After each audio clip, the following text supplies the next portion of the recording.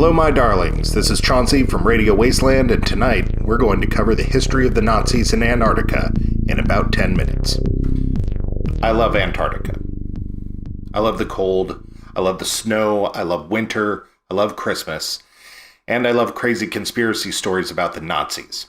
I know it's weird to have a love and the Nazis in the same sentence, but as a fan of horror, dystopian, sci-fi, and post-apocalyptic fiction, I have to acknowledge that the Nazis are a great starting point to create one of these stories. So, Mysteries of Antarctica has been a recent interest of mine, so when I decided to look into the history, it was not hard to start at the Nazis.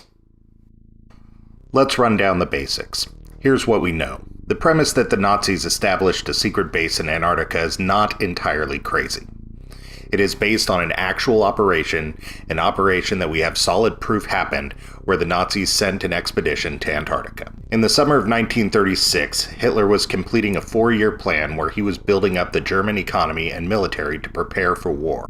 Hitler, knowing war was imminent, possibly because he was starting them, wanted to build up supplies just in case items couldn't be acquired during the war. One of these things, oddly enough, was fats. Fats like butter and other dairy products, lard, cheese, bacon, detergents, candles, etc. So Germany set its sights on the Southern Ocean for the fattiest of all sea fatties, whales.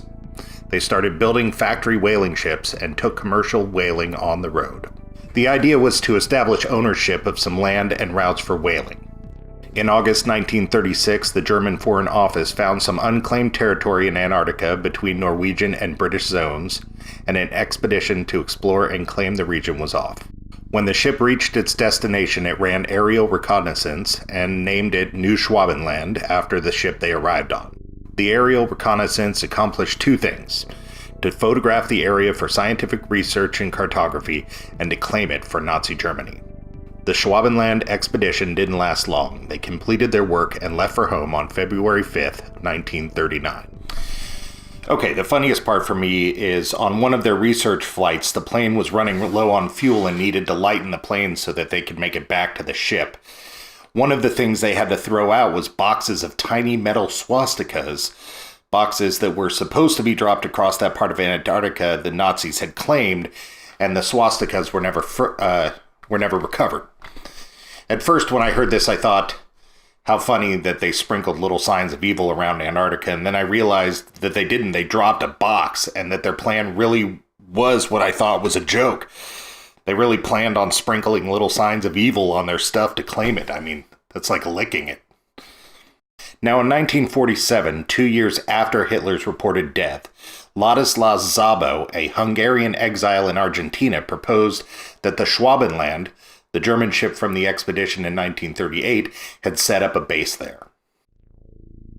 The original theory was proposed in 1947 by Ladislaus Szabo, a Hungarian exile in Argentina. He claimed that Hitler survived the war and that U-boats that docked in Argentina after the war had first dropped him off at a secret Nazi base.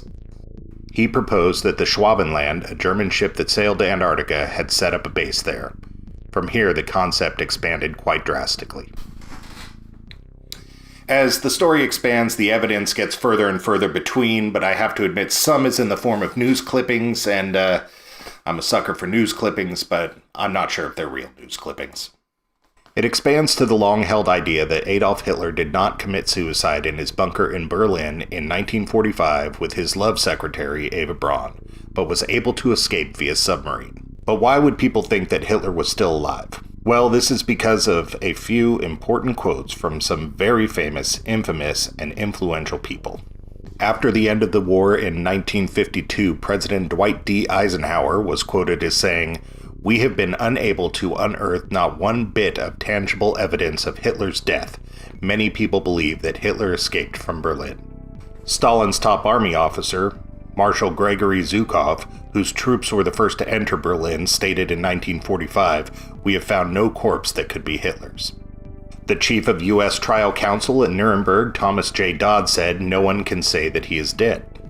And former Secretary of State Jimmy Burns, in his book Speaking Frankly, stated that after the war, at the Potsdam Conference of the Big Four, he met Stalin, who left his chair, came over, and clinked his liquor glass with mine in a very friendly manner. I said to him, "Marshal Stalin, "What is your theory about the death of Hitler?" Stalin replied, "He is not dead. He escaped either to Spain or Argentina."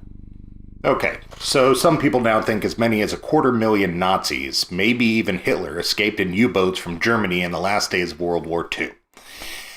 And guess where they think they went? That's right, a secret base set up in Antarctica. And some people say Argentina. An easy argument is that so many Nazi officers and criminals like Adolf Eichmann or Joseph Mengele were able to escape from Germany. Who's to say that Hitler couldn't have set up a plan to get out too? It was known that Hitler, like many dictators, used doubles. In the 1930s, early Nazi Party members were already infatuated with the idea that the Earth was hollow. Not only hollow, but also inhabited by a superior race based on a Russian occultist, philosopher, and author, Madame Blavatsky's theories. And of course, if the race is superior, high-up Nazis had to think they were related.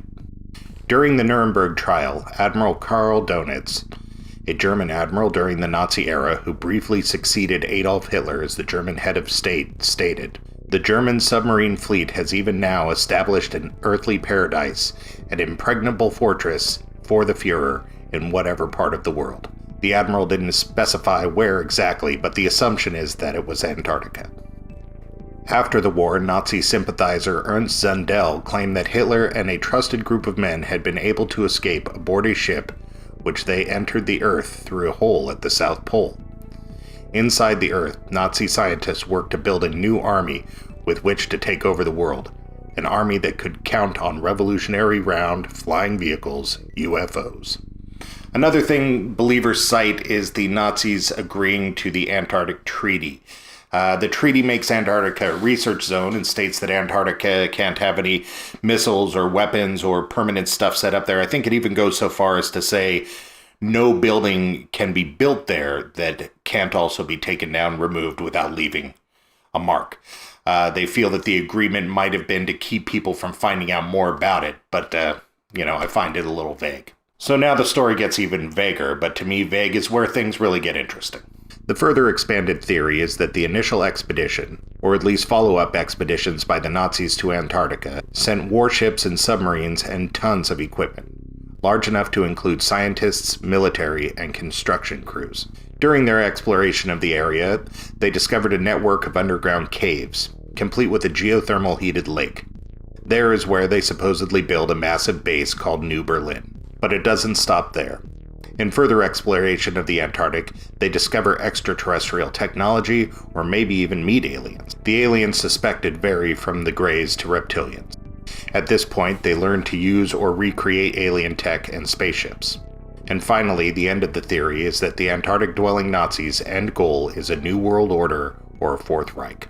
So that's the theory. Another small bit of news that at least supports the idea that Nazis set up an Antarctic base is that in 2016, Russian scientists found a secret Arctic base, including documents and artifacts, bullets, and bunkers that were used as tactical weather stations, but its end was not so elaborate. It had to be evacuated when its inhabitants ate spoiled meat and became sick. Ultimately, the theory is very refuted by mainstream scientists and archaeologists. Colin Summerhays, a geologist and oceanographer with the Scott Polar Research Institute, and Peter Beeching, a journalist and historian specializing in international affairs, published Hitler's Antarctic Base, The Myth and the Reality in 2006. A peer-reviewed study of evidence about Antarctica's geography and weather, the history of polar exploration, and all the relevant countries' declassified files. So I know what I believe and what I don't believe, and I know the two of them don't always agree with one another, but I like to think I can believe them both at the same time. What do you believe on this one? Are there Antarctic Nazis waiting to take over the world with alien tech? Alright, thanks for checking out Radio Wasteland's first in about 10 minutes video. It's something we hope to do a little bit more often. If you liked what you saw here, hit like, hit subscribe, comment, do all that stuff. Visit us at radiowasteland.us and, tell your friends.